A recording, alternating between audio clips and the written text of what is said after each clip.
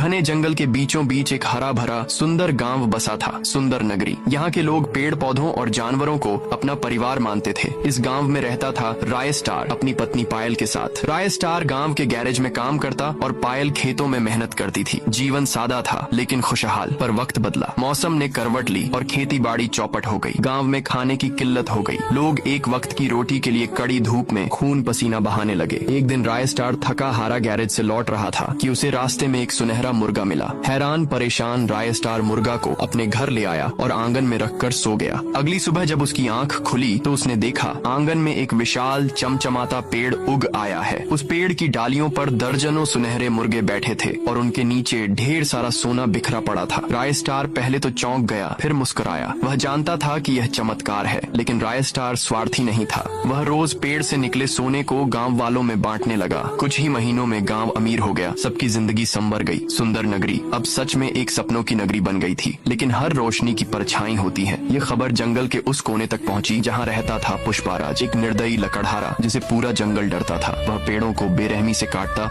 और अपने स्वार्थ के लिए प्रकृति का खून बहाता। जब उसे सुनहरे मुर्गों की बात पता चली तो उसकी आंखों में लालच की आग भड़क उठी। उसने जंगल के पास एक ढाबा खोल लिया ताकि हर गतिविधि पर नजर रख सके। रातों रात सुनहरे मुर्गे गायब होने लगे। असल में पुष्पा उन्हें पकड़कर मार डालता और खा जाता था। कई महीने बीते, राय स्टार कुछ समझ नहीं पा रहा था। फिर एक दिन पुष्पाराज अपने गुंडों की फौज लेकर जंगल पर टूट पड़ा। उसने पायल की हत्या कर दी, कीमती लकड़ियां और मुर्गे लूट लिए और पूरे जंगल को उजाड़ दिया। राय स्टार जब लौटा तो वह मंजर देखकर उसका दिल टूट गया। सामने पड़ी पायल की लाश और उजड़ा हुआ जंगल उसकी आत्मा को चीर गया। लेकिन वह टूटा नहीं। उसने बदला लेने की कसम खाई। अगली सुबह राय स्टार ने जंगल से 2 विशाल खतरनाक डायनासोर बुलाकर पुष्पा के राज्य में भेज दिए। उन दोनों ने राज्य को तहस नहस कर दिया। पुष्पाराज फिर एक रात जंगल में आया राय स्टार को खत्म करने। वह बोला, आज तुझे भी पायल की तरह गंदी मौत दूंगा। तभी तेज बिजली कड़की और दोनों के बीच एक भयंकर युद्ध छिड़ गया। आखिरकार राय स्टार ने पुष्पाराज को जमीन पर पटक दिया। वह मर चुका था। सुबह की पहली किरण के साथ जंगल में फिर हरियाली लौटने लगी। सुनहरे मुर्गे फिर पेड़ पर लौट आए। राय स्टार अब जंगल का राजा बन चुका था, एक ऐसा राजा जो अपने लोगों की रक्षा करना जानता था।